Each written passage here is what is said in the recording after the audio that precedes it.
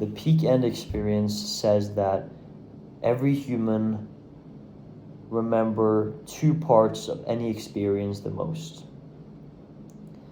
Where the first one of those two is the end of the experience. A lot of people say that you should have a good first impression. It's really important to have a great first impression.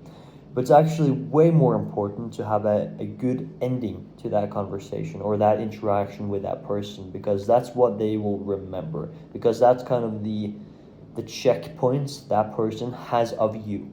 That's the last thing that they remember from you, so they will judge the ending of that conversation and that experience with you. And the second one is a peak of that experience, no matter independently if it's negative or positive. So, both of them are can be positive or negative. So if the end is negative, it will be it will have a huge impact. If the peak is negative and the end is negative, you're finished. But if both of them is good, you have a huge, that's great. I don't exactly, well, the reason we do this, actually, I remember now. The reason we do this is because our brain wants to, it's a prediction machine. It wants to predict stuff, and to be able to predict stuff, it has to have some memory from the past to be able to predict what will happen in the future. And of course, it's not capable to store infinite amount of information. So what it has to do is do a little bit of shortcuts, do a little bit of compression for the memories.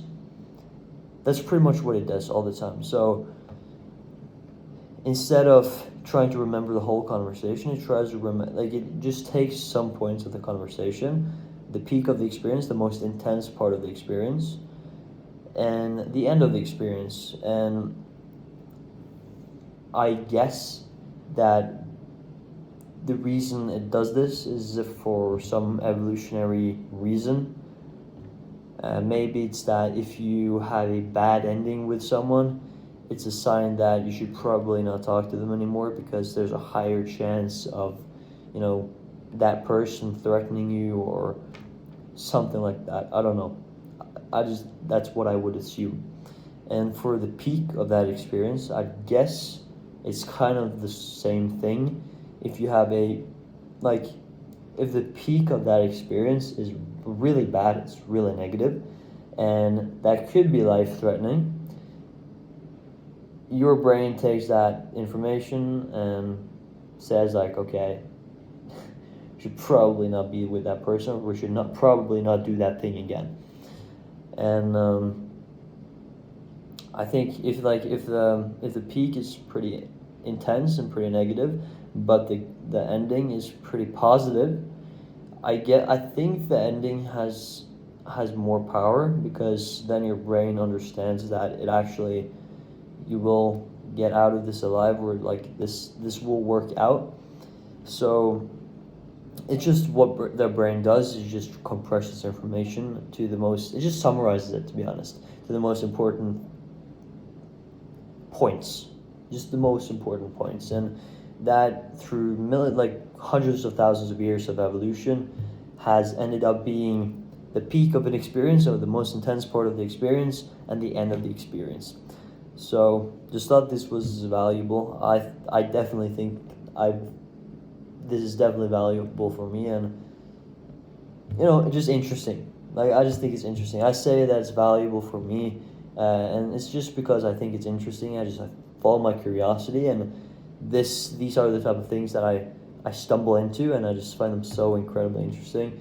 So yeah, as a CTA for this video, I'm not going to sell you something. What I'm going to encourage you to do is do it for yourself.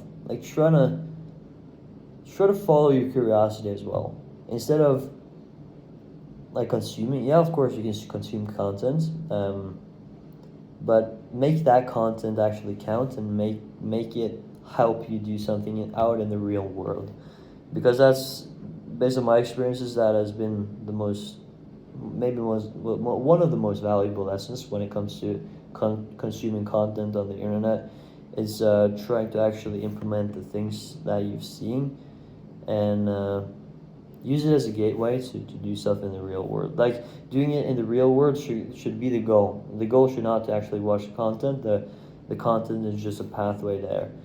So yeah, I just encourage you to just pick up a book, interesting book you find. Just find an article.